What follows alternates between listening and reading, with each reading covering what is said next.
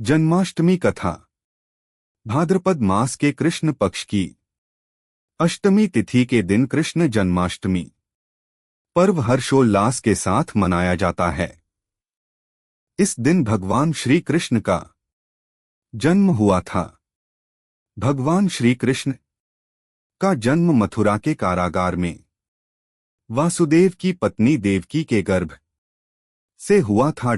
जन्माष्टमी कथा द्वापर युग में भाद्रपद कृष्ण अष्टमी तिथि की आधी रात को मथुरा के कारागार में वासुदेव की पत्नी देवकी के गर्भ से भगवान श्री कृष्ण ने जन्म लिया था। श्री कृष्ण ने बुधवार को रोहिणी नक्षत्र में जन्म लिया था। अष्टमी तिथि को रात्रिकाल अवतार लेने का प्रमुख कारण उनका चंद्रवंशी होना बताया जाता है।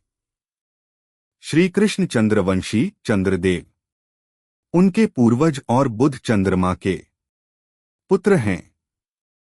इसी कारण चंद्रवंश में पुत्रवत जन्म लेने के लिए कृष्ण ने बुधवार का दिन चुना। भगवान कृष्ण ने माता देवकी के 8वें संतान के रूप में जन्म लिया था। कृष्ण जी का जन्म मथुरा में मामा कंस के कारागार में हुआ था। माता देवकी राजा कंस की बहन थी, इसीलिए भाद्रपद कृष्ण अष्टमी तिथि को भगवान श्री कृष्ण कंस को सत्ता का लालच था। उसने अपने पिता राजा उग्रसेन की राजगद्दी छीनकर उन्हें जेल में बंद कर दिया था और स्वयं को मथुरा का राजा घोषित कर दिया था।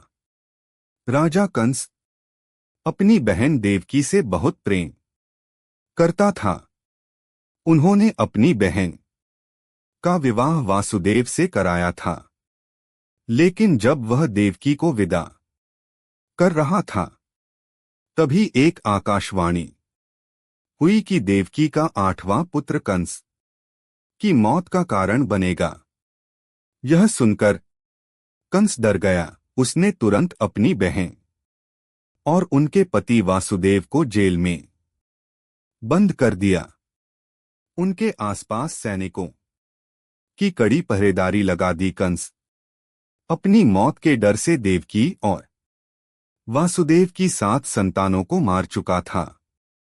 भाद्रपद मास कृष्ण पक्ष की अष्टमी तिथि को रोहिणी नक्षत्र दिन बुधवार की अंधेरी रात में भगवान कृष्ण ने देवकी के 8वें संतान के रूप में जन्म लिया।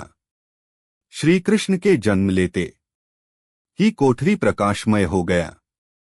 तब तक आकाशवाणी हुई कि विष्णु जी ने कृष्ण जी के अवतार में देवकी के कोख में जन्म लिया है। उन्हें गोकुल में बाबा नंद के पास छोड़ आएं और उनके घर एक कन्या जन्मी है, उसे मथुरा लाकर कंस को सौंप दें। भगवान विष्णु के आदेश से वासुदेव जी भगवान कृष्ण को सूप में अपने सिर पर रखकर नंद जी के घर की ओर चल दिए। भगवान विष्णु की माया से सभी पहरेदार सो गए। कारागार के दरवाजे खुल गए। आकाशवाणी सुनते ही वासुदेव के हाथों की हथकड़ी खुल गई।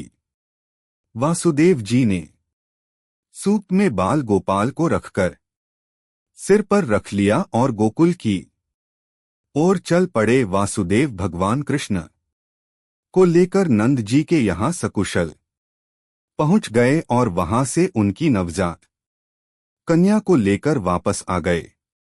जब कंस को देवकी की 8वीं संतान के जन्म की सूचना मिली, वह तत्काल कारागार में आया और उस कन्या को छीनकर पृथ्वी पर पटकना चाहा, लेकिन वह कन्या उसके हाथ से निकलकर आसमान में चली गई। Thank you.